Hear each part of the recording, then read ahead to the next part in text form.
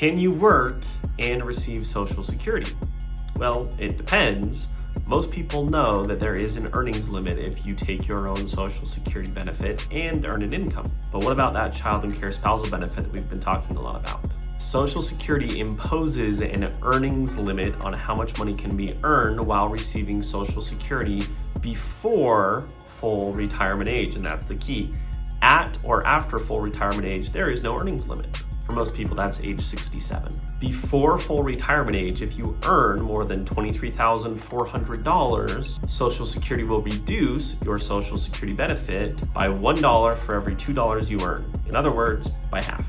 And yes, that applies to the child and care spousal benefit and any Social Security retirement benefits. SSDI and survivor benefits are a different story. We'll do a video on that later. Let me give you an example. Let's say your spouse is claiming Social Security and you care for a loved one with a disability. You want to claim the child and care spousal benefit, but you still work. Let's say the child and care spousal benefit would be $1,500 a month, which is half of your spouse's Social Security. Let's also say you earn $50,000 per year. The first step is taking your $50,000 and subtracting the earnings limit of $23,400. That equals $26,600. And then because Social Security takes $1 for every $2 that you earn, we cut that in half. $13,300. Now we know how much Social Security is going to withhold. If you earn $1,500 a month in Social Security through a child and care spousal benefit, annualized, that's $18,000. So we'll take the child and care spousal benefit, annualized $18,000, minus the $13,300, which is the amount that Social Security will withhold because you earn too much. That leaves you with $4,700 from Social Security.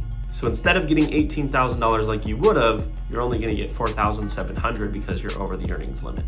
And they usually don't spread that out evenly over 12 months. Usually they just withhold the entire amount until you're at that limit throughout the year, and then they'll give you the rest. In other words, you're going to go without a Social Security paycheck for the first 9 months. And then in the last 3 months, now that your earnings have been withheld, they'll give you a Social Security check for the last 3 months of the year. And this is really important to consider. Obviously, receiving Social Security is a huge benefit.